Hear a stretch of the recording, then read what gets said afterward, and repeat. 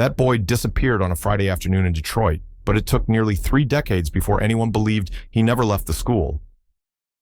The date was May 27, 1994. Terrance Green, 13 years old, walked out of his last class of the day and was never seen again. He left no note. There was no evidence he ever left the city. No one saw him get into a car or walk out the school gates. The police said kids that age run off all the time. The school said, "We don't track students after class ends." The media said nothing. But his mother, Lorraine Green, never believed he ran away. Not Terrance, the boy who always folded his blanket neatly, who texted his mom every time school let out, who carried a folded map in his backpack like a promise that one day he'd go explore the world. 20. 7 years later, in an abandoned building, workers unlocked a row of old lockers hidden behind a brick wall in the basement. Inside was a silver backpack, untouched. And inside that backpack was a notebook. On the last page, scrawled in a shaky hand, "I hear footsteps. Someone's coming." Joy wrote it sounds cheerful. But in 1990s, Detroit, there wasn't much there to smile about. Rows of aging brownstone homes stood shoulder to shoulder, porches sagged, and the street signs had faded under layers of industrial dust. The black community there lived by an unspoken rule. Raise your kids. Don't let the world decide their fate for you. In a corner house with a slanted roof lived a woman named Lorraine Green. Everyone called her Nurse Lorraine, though she didn't work at any big hospital. She was a night shift nurse at a small private elder care center, 12-hour shifts, 6 days a week. Lorraine had no husband, no siblings left, just one child, Terrance Green. "That boy is my pride," she would often say, and when she did, her eyes lit with a kind of quiet fire, the look of someone who had lost too much already and refused to lose more. Terrance was born premature, just 1.9 kilograms. Doctors said he might struggle with speech, but by age 3 he could read the names of states from a wall map. By 2nd grade, he stunned his class by reciting much of Africa's geography from memory. But what Lorraine was proudest of wasn't his memory, it was his kindness. He held doors for the elderly, stood up for strangers on the bus, and always asked Mom, "Did you eat yet?" when she came home exhausted. They lived simply. Lorraine couldn't afford a car, but she had a folding cart for grocery runs, and Terrance always had a sandwich in his backpack made the night before. He never complained, never asked for more.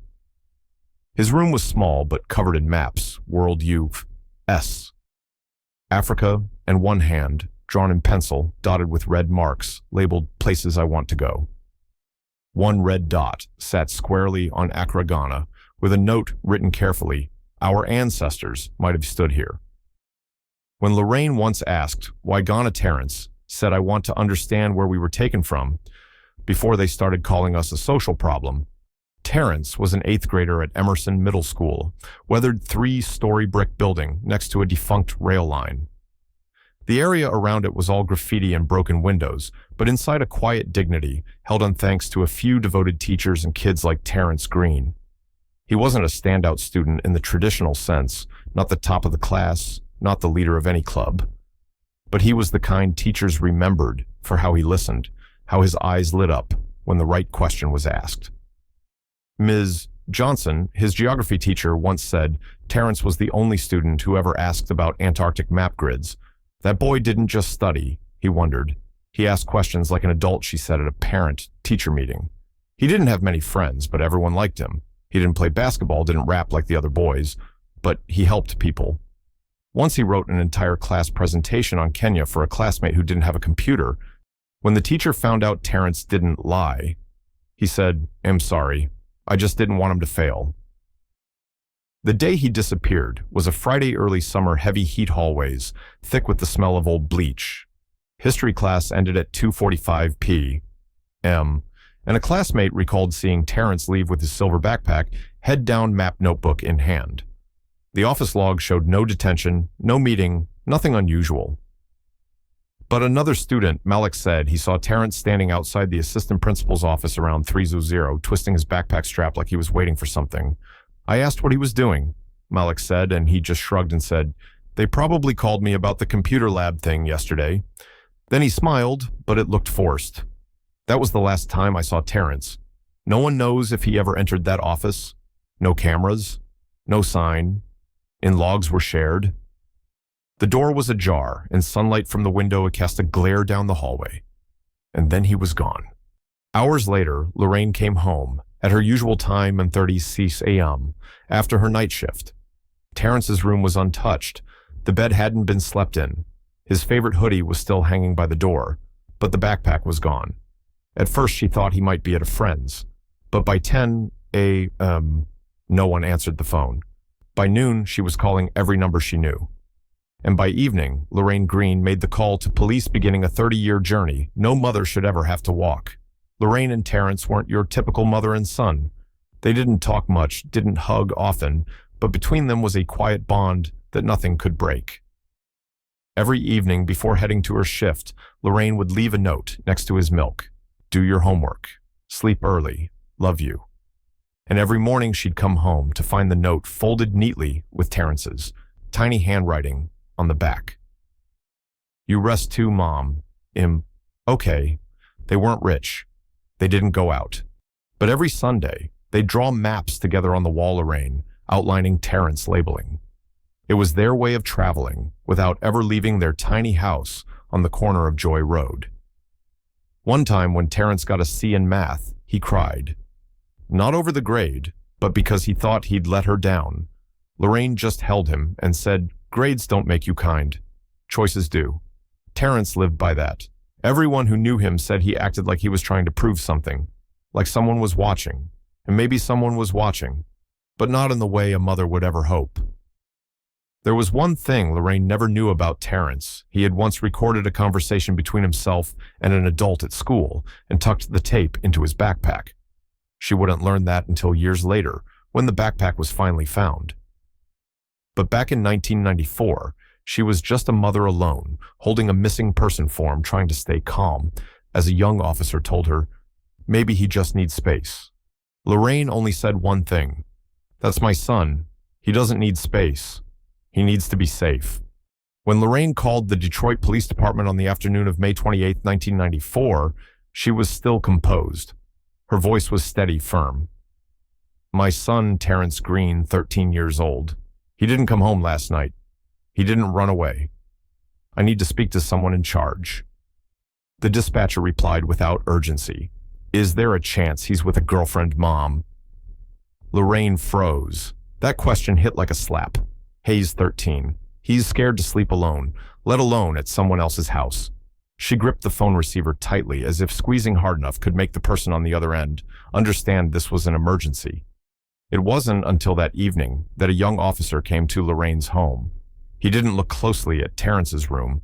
He didn't ask much, jotted down a few notes, then said, we'll file this as an unconfirmed missing juvenile. If he doesn't turn up in 72 hours, we'll escalate. Lorraine said nothing. She stood at the doorway, hand clenching the frame, her gaze sharp as steel. As the officer turned to leave, she asked quietly, if it were your son, would you wait 72 hours? The next morning, Lorraine went straight to Emerson Middle School. The front office door was closed. She waited nearly 30 minutes before the secretary, still bleary-eyed, opened it. Lorraine asked to see the principal. The secretary said he was in a meeting. When Lorraine emphasized that her son had gone missing after leaving class the day before, the secretary's expression shifted. Oh, we didn't know. I think someone mentioned he was called to the office during last period. Lorraine's breath caught. Who called him? Why, I don't know. That should be in the log. But when Lorraine asked to see the logbook, the secretary refused. We can't release that information to a parent without authorization. Lorraine didn't wait. She went around the back of the school and started asking students. A girl named Aisha said she'd seen Terrance by the east stairwell, a quiet spot no one usually went near. Another student claimed to have seen him heading toward the basement, but that stairwell had supposedly been locked for months. Lorraine went back and demanded to see the principal. Mr. Frank Melrose's tall, balding voice flat-stepped into the hallway, wearing the worn look of someone used to dealing with anxious parents. We don't monitor students after dismissal, Mom, he said. If Terrance left campus, that's beyond our jurisdiction. Lorraine stared straight into his eyes. If he was called to your office, then the last person to see him wasn't me, it was you. That night, Lorraine didn't eat. She sat alone in the living room, a soft yellow light spilling across the photo of her son hanging on the wall. In the photo, Terrance wore a gray hoodie, his smile just a little off. Center his gaze not at the camera, but toward something farther away, as if he already knew the future wasn't his to claim. No calls came from police, no search team, no alerts. So Lorraine stepped into a role no mother is prepared for lead investigator in her own child's disappearance. The next day, she walked the neighborhood for 2 hours with a stack of flyers hastily photocopied at a corner store. Her son's picture, bold letters, Terrance Green. Age 13, missing since May 27, 1994. She pinned them to utility poles, storefronts, bus stops, barbershop, 7 the front gate of Emerson. Some people stopped to ask questions, others avoided eye contact. A white woman carrying groceries passed by and muttered, "Hope the kid's just acting out." Lorraine nodded silently. She'd heard it before. Acting out. Ran away. Looking for freedom. But how does a 13-year-old who's never even spent the night at a friend's house vanish without a trace, not even $1 in his pocket? The local paper refused to run her story. "We prioritize cases with clear signs of foul play," they said. One reporter put it bluntly. "This sounds more like a runaway than an abduction." Lorraine walked out of the newsroom empty, handed but burning with a quiet fury. No one was listening. No one cared. No one believed Terrance was worth looking for. 7 days later, she returned to Emerson. This time, right at dismissal, she stood at the gate and handed out flyers to every student. Some looked at her curiously. A few avoided her entirely. But one 9th grader named Kyle leaned in and whispered, "I saw someone tape over the basement hallway camera that day. Tuesday." Lorraine froze. Who don't know his name? But he was an adult, not a regular teacher. That detail made everything feel even more wrong. But when she returned to the police, they just took notes and filed it away. No follow-up. When she asked about surveillance footage, they said it had already been overwritten. The tapes recycle after 72 hours, they explained. So Lorraine began building her own file. She wrote down everything, names, times, conversations, anything out of place. An old notebook became her makeshift case log. She visited the corner store where Terrance had once bought pencils. The clerk hadn't seen him that day. She asked bus drivers, janitors, the church parking attendant. No one remembered clearly. And every night she came home and stared at Terrance's desk. Everything still in place, an open geography book, sharpened pencils, and a half-written note that read, "Mom, I think tomorrow." The sentence was never finished. Lorraine became a shadow in her own neighborhood. People who once greeted her now turned away. Church friends stopped visiting. Other moms at the school avoided her eyes. She didn't blame them. She understood. No one wanted to believe a child could vanish in broad daylight, on school grounds no less. A place that should have been safe. 2 weeks after Terrance's disappearance, his case was quietly marked inactive, no viable leads in the department's internal system. A young officer named Daniels called to inform her, "If there's anything new, let us know. But for now, there's no clear sign of foul play." Lorraine couldn't believe what she was hearing. No sign. Isn't vanishing a sign? She went to the station carrying a small box with a T-shirt, strands of hair from Terrance's brush, and an old letterhead written, "If you don't have scent dogs, you'll find some. But I need a sample." They declined. "We can't allocate resources to a non-emergency case." Another door slammed in her face, one of many. But one person didn't turn away. A rookie officer named Isaiah Blakefresh out of the academy. He didn't make promises, just asked to see her notebook. He sat in her living room for 2 hours, flipping through every page, asking questions. When Lorraine mentioned Kyle's tip about the basement camera being covered, Isaiah's expression changed. He promised to look into it as much as him allowed. 2, he said Lorraine didn't fully trust him yet, but gave him copies of what she had. The next day, Isaiah returned with something new in the school's maintenance records. From that year, there was a note saying the East Wing basement had been temporarily sealed due to mold hazard, but there were no health reports, no inspections, just a single administrative order signed by someone named Randall Pike, listed as assistant principal. Lorraine had never heard that name. He'd never spoken to her, never appeared at any parent meetings, but the record said he was in charge of disciplinary and special review. Then came the line that chilled her Area A17 to remain restricted from student access until further notice. A17 was the hallway leading to the basement, the one Kyle said had the covered camera, the place Terrance was reportedly seen heading toward for the last time. Lorraine looked at Isaiah, eyes locked. So someone knew, she said quietly. They knew something happened down there, and they shut it away. Isaiah didn't answer. He just nodded. They both knew part of the truth had been buried, and no one seemed ready to dig it up. In the weeks that followed, Lorraine continued chasing every scattered lead like she was trying to reweave a torn tapestry. Aisha, the girl who'd said she saw Terrance near the east stairwell, was cooperative at first. But when Lorraine returned to ask more questions, Aisha's mother met her at the door and shut it down.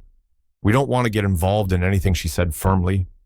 Lorraine didn't blame them, but it only deepened her belief that something was being hidden, not just by the school, but by a community paralyzed by fear, by inconvenience, by the quiet dread that someone among them knew something and stayed silent. Isaiah started reaching out to former staff. Mr. White, a security guard who retired in 1996, at first refused to talk. But when he heard Lorraine still lived in the neighborhood and was still searching, he sighed. "I didn't know the boy, but I remember this clear as day. One week around that time, the basement was sealed off and there was security posted after hours. They said it was a chemical spray, but I didn't smell anything. And I worked there 15 years. I know when someone's lying." Lorraine wrote down everything Mr. White said, but hard evidence remained elusive. Isaiah combed through school records. Most were missing. Staff requests, maintenance reports, camera logs, either absent or with suspicious date edits. A familiar pattern began to emerge, the eerie smoothness of a system designed to erase itself. Another red flag was a former computer teacher, Ms. Lane. Students recalled she had a loud argument with Vice Principal Randall Pike in early May, then abruptly left the school.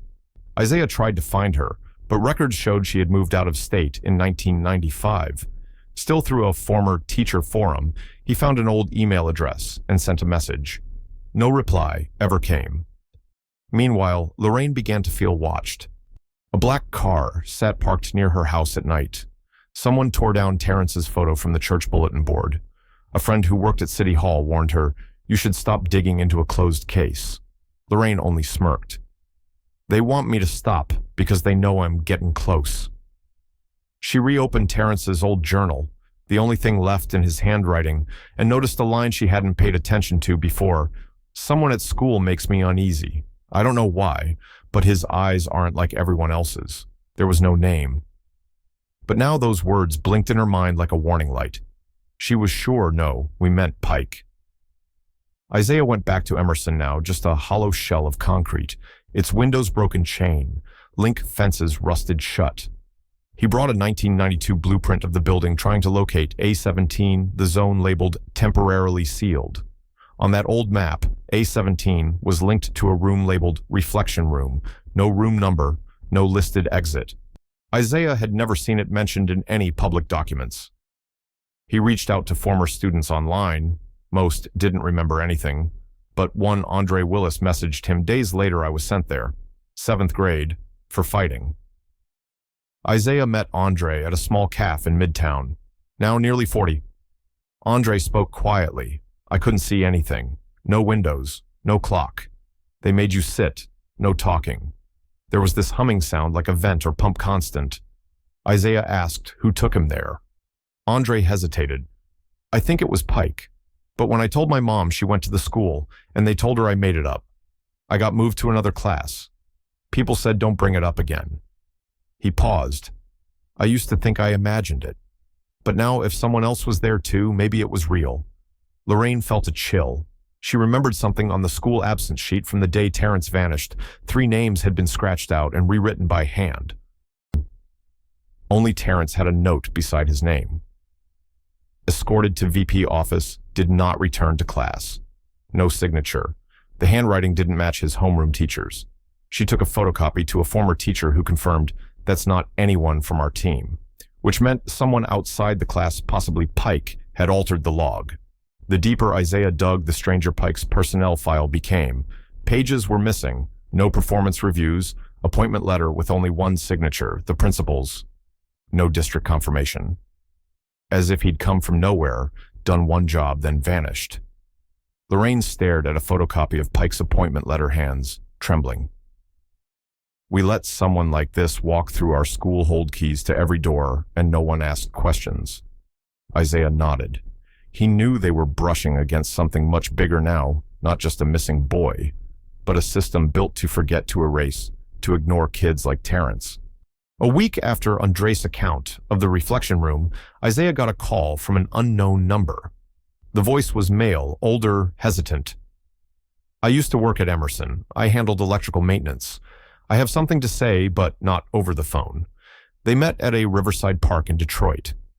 The man, Henry Dawsgray, haired, hunched face, lined with silence, sat on a stone bench, eyes downcast.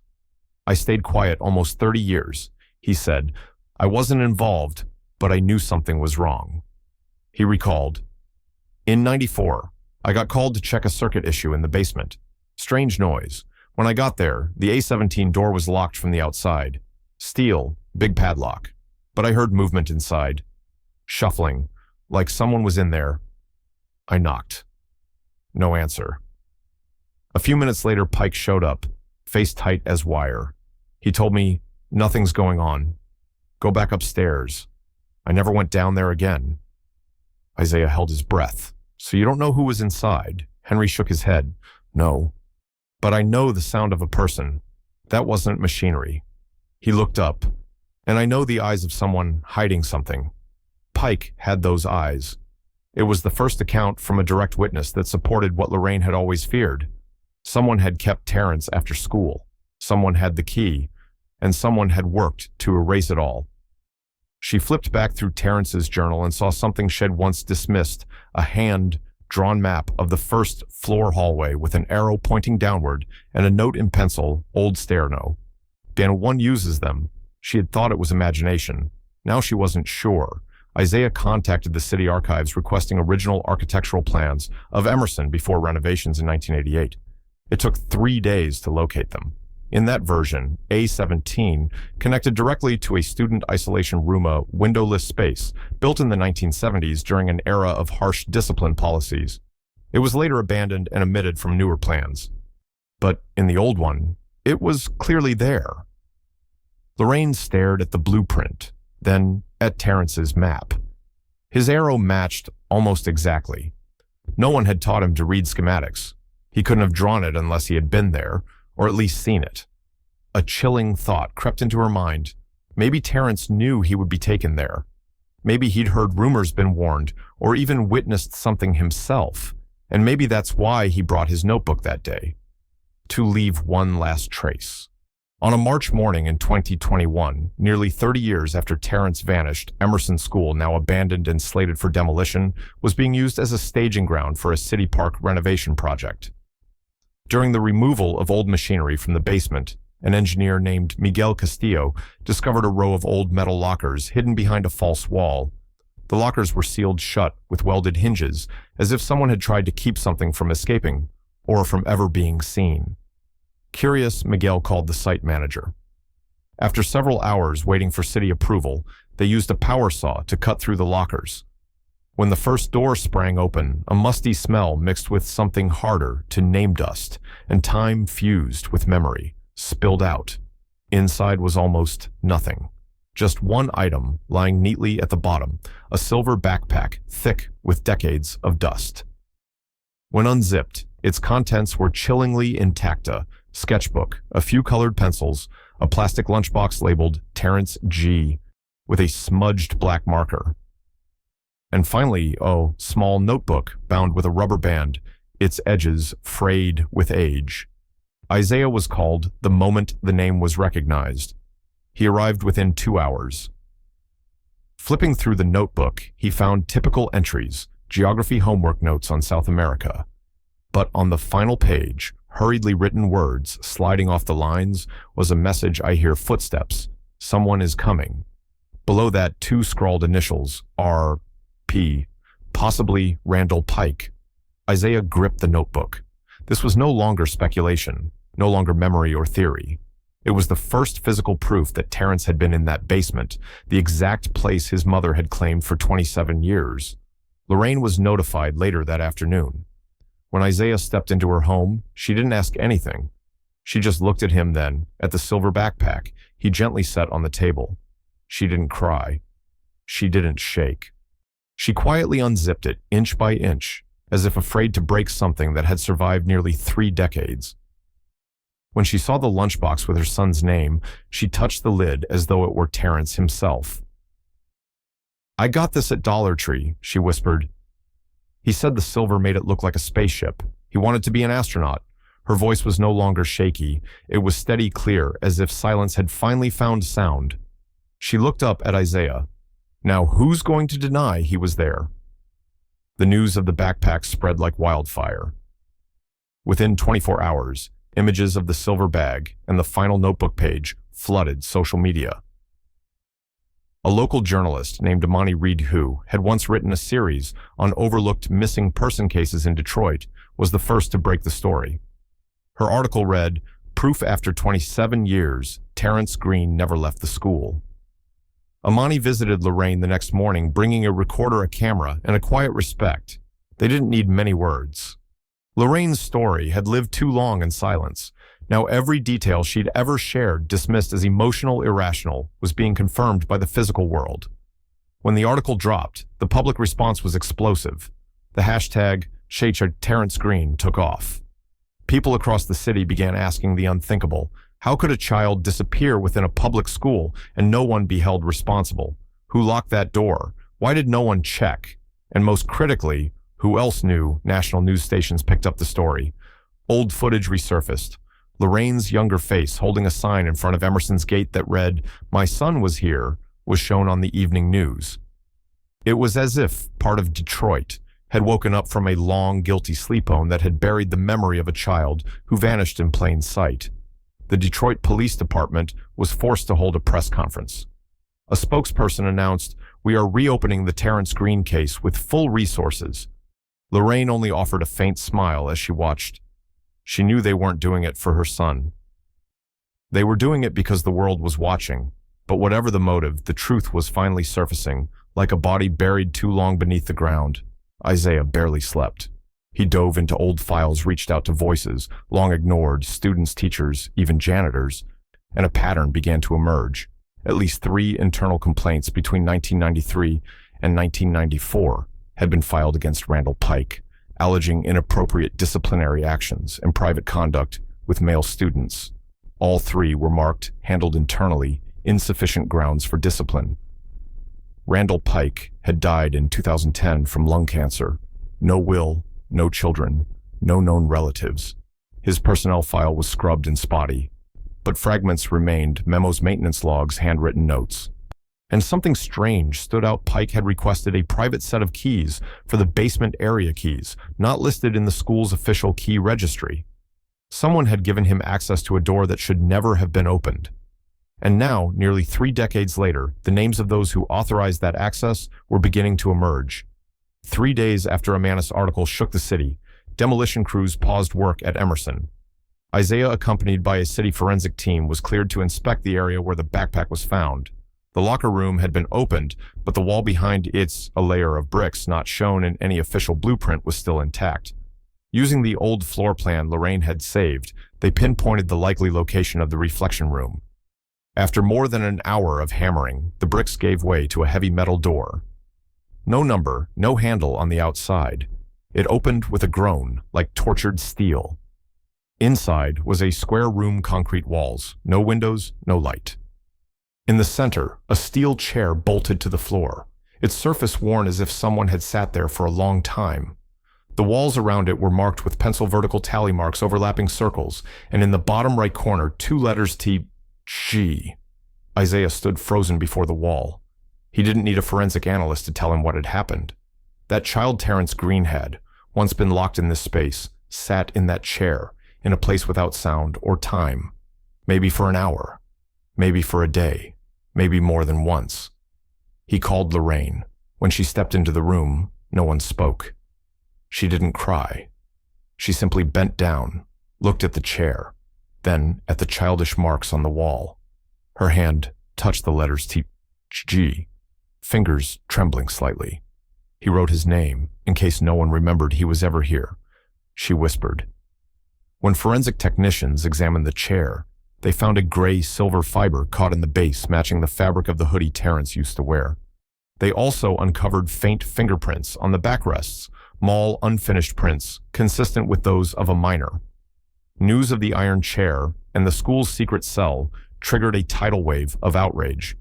The public demanded answers. How many children had been locked in here? How many people knew and stayed silent?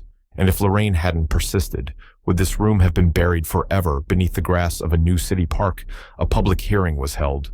Hundreds attended. Lorraine didn't speak. She simply stood holding Terrance's notebook, the final page still intact, still reading. I hear footsteps. Someone is coming. And this time, someone truly did come. But it was far too late. When the truth about the secret room came to light, a question began to echo relentlessly in both Lorraine and Isaiah's minds. If Terrance had been taken into that room, then who opened the door for him, and why had no one heard? No cries for help, no pleas. From behind those walls, Amani Reed kept digging. She received an anonymous email with the subject line, "I was there," but no one believed me. The message was short. Don't just look at Pike. He didn't do it alone. Someone else had keys. Ask the maintenance staff from 1994. There was a meeting that got canceled. A student was suspended, but there's no record. Isaiah re-examined the personnel list. In 1994, the maintenance crew had 3 members. Henry Dawes already interviewed a man named Lou Chambers, deceased, and someone named Ron Evers. Ron had vanished from all records in 1995, no resignation letter, no transfer files. A suspicious blank space. Isaiah searched for Ron using civil databases. After weeks of digging, he found that Ron was living in Ohio under a different name, Ronald Everett, working as an overnight security guard at a shopping center. When Isaiah approached him, Ron initially refused to speak. But when Isaiah showed him a photo of the iron chair, Ron went quiet, then softly said, "I don't know if that kid lived or died. I just know one thing they told us: don't ask, don't open doors, don't file reports." Ron recalled seeing Pike lead a student down into the basement once. The door locked behind them. And the next day, that student had been transferred. It happened more than once. Nobody dared question it. People who asked questions lost their jobs. Like I did. Isaiah asked, "Did you ever see Terrance Green?" Ron was silent for a long time. "I saw that kid follow Pike down the stairs. He was clutching a notebook. I never saw him come back up." Ron Evers' testimony shifted everything. While the focus had remained on Randall, Piccano deceased and unable to defend himself, the truth was beginning to unveil something more tangled. Pike hadn't acted alone, and Terrance Green might not have been the only student ever taken into that room. Amani dug into student transfer records from 1994, the same period when Terrance vanished. One case stood out: Malik Porter, an 8th grader who had been suddenly transferred following a permanent suspension for threatening a teacher. No further details, no report, no statements. Isaiah managed to track Malik down. Now in his 30s, he lived in Chicago and worked as a truck driver. When approached, he first denied ever attending Emerson. But when Isaiah showed him a class photo, he froze. "I wasn't involved," he said, but his voice wavered. After a long silence, Malik confessed, "I was locked in that room, just once. Because I called out Pike for keeping a boy behind during lunch. I told a teacher about it. The next day, I was sent to the office. They never let me return to class. Instead, Pike took me down to the basement, that metal door, no light. No one looked for me for 5 hours. I cried, I screamed, but no one heard." Malik went home that day, but when he told his family, they transferred him immediately. "My grandma told me to shut up. My mom said, 'Forget it.' They said, 'You're a black kid. No one's going to believe you.' So I stayed quiet." When Amani published Malik's story, a crisis of trust swept through the community. People began to question the entire system: schools, police, media. How many kids had been locked away and never spoken up? How many families stayed silent out of fear? And most haunting, if so many knew, why didn't anyone stop it? Lorraine sat in her living room. staring at the old map Terrance had once drawn. Then she asked a question she'd never dared to voice before. If he knew where he'd be taken, if he'd heard the threats, why did he still go to school that day? Was it possible Terrance had chosen to face it?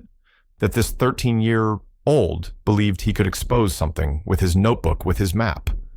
With those final words, "Someone is coming," Isaiah didn't have an answer. And the more he uncovered, the clearer it became. This case was no longer just about one boy. It was about a system designed to swallow children who knew too much, who spoke too early, and had no one to protect them. One early April morning, Lorraine opened her mailbox and found an unmarked envelope. Inside was an old yellowed piece of paper, folded in quarters, and a small plastic objecta, broken blue-colored pencil. Scrawled across the paper were the words I still remember, and "I'm sorry, I never spoke." At first she thought it was a cruel prank. But when she held the broken pencil in her hand, the memories flooded back. It was the same kind she had bought Terrance during the back-to-school sale in 1994, the ones with world map patterns along the barrel. No one else knew that detail except Lorraine and her son. Isaiah sent the pencil for testing. It held faint traces of old DNA, not enough to identify a person, but enough to confirm it had been used by a child. The paper bore a partial fingerprint, blurred but with characteristics matching Terrance's medical record from 1993. So someone who had been in that room had kept that pencil fragment for nearly 30 years. It could have been another student, a staff member, someone who stayed silent and now, after all this time, wanted to say something, but didn't have the courage to be seen. Lorraine didn't need to know who they were. It was enough to know that in that dark place, Terrance hadn't been entirely alone. Someone had remembered. Someone had carried the weight of that memory for decades, living with the silence, living with the shame. She placed the pencil in a small wooden box alongside the notebook, the silver backpack, and a photo of Terrance from the first day of 8th grade. These were the pieces left of a boy who once dreamed of mapping the world, but instead was caged inside 4 walls of a nameless room. And then, once again, an anonymous email landed in Amanda's inbox. This time, there was no apology. Just one question. What if there's another room? The question, what if there's another room, lingered in Lorraine's mind for weeks. The police refused to confirm. The city stayed silent. No one responded to Amanda's emails, but for Lorraine, this wasn't a suspicion anymore. It was an unspoken truth. She returned to Emerson one last time before the demolition. The building stood like a skeleton of an exposed, past every brick, every broken window, heavy with guilt. Lorraine walked slowly through the familiar hallways, the same ones where she had once handed out flyers, knocked on classroom doors. Now all that remained were echoes and dust. She stood before the spot where the stairs to the basement used to be. Nothing was left, just a sealed corridor. But in her mind, she still heard Terrance's footsteps. Soft, steady-like, on that quiet morning in 1994. He walked through a door, not to escape, but maybe to confront something. He never returned, but he left traces, and he forced an entire city to remember his name. On that iron chair, Terrance may have sat for hours, scribbling on the walls, tapping rhythms with his pencil, whispering his mother's name. Maybe he hoped someone would open the door. Maybe he knew no one would. But even so, he still wrote that final line, "Someone is coming." And Lorraine believes he was right. Someone did come. It was just too late. That summer, the city broke ground on a new park where Emerson once stood. They named it Reflection Park. No memorial plaque, no statue, just a small wooden sign that read, "For Memory and Growth." Lorraine passed by it often. She didn't hate it, but she never stopped, because she knew true memory doesn't live on a wooden sign. It lives in the things no one wants to say out loud.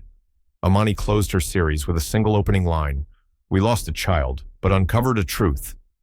But Lorraine wasn't so sure it was the truth. She knew she didn't have enough evidence to charge anyone.